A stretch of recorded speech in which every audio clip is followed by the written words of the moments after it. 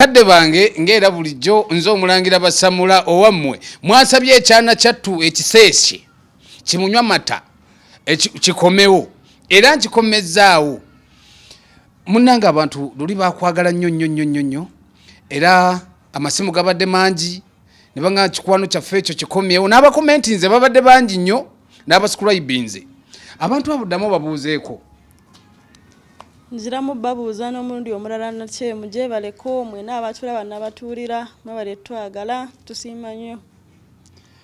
Kakati omwana ttu abantu bagamba tuteekemu ekinnonnogo ekinyusi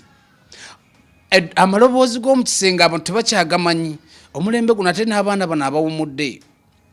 abaana tebakyamanyi maloboozi ga mukisenge oba basenga be bataakola mulimu ogwo naye kati nga ggwe avuddeyo nga ssenga w'abaana n'abantu abakulaba emitala w'amayanja amaloboozi ago ag'omukisenge gabadde basinga okwetaaga.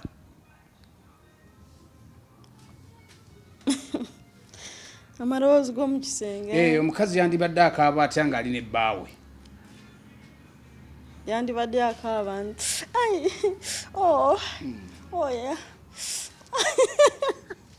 Tweyanziza nnyo amaloboozi galina kubanga asatu gaba gatya osenga otuwaddeko eddoboozi limu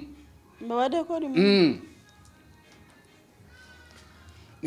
amaloboozi galina kuba batugamba amaloboozi musenga mumutubuulira nitugamba amaloboozi galina kubanga asatu akati waliwo omukwano wegutuuka ne gulinnya ku bwongo akati awo eddoboozi ly'oku bwongo obwo senga abo tebakyalikozesa oba kyekyonoonye n'amaka senga eddoboozi eryo eryokubiri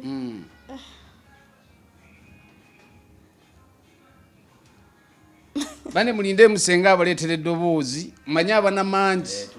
tulindiridde senga atuweereza eddoboozi bakadde bange abatulaba emitala w'amayanja senga abantu balinze eddoboozi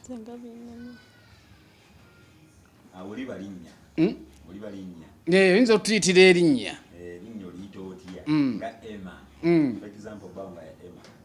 bawo ye Emma kati ogenda muyita otya Emma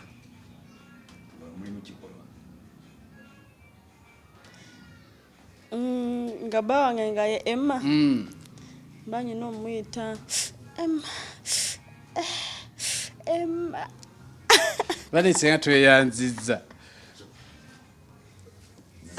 senga tweyanzizza nnyo bakadde bange era abawulidde amaloboozi ago mugakwate ng'ensonga ennamba y'essimu eri 075 29 93 15 n'abeetaaza ekisenga okujja obbannyonnyola embeera z'omu kisenge era muyite ku mukutu ogwo mbamu batuusaako mwenna buli omu waali naye saagala bakwana senga mukubire essimu tumukutuuseeko ng'oyagala kuyamba mu ezo nsonga senga mukubire essimu omwebuuzeeko mu abaana ab'obuwala bw'oba omwetaaze senga waali asobola okukunnyonnyola embeera zonna ez'ekikyala bakadde bange neeyanziza nnyo tweyanzege muscribinge ate muli liking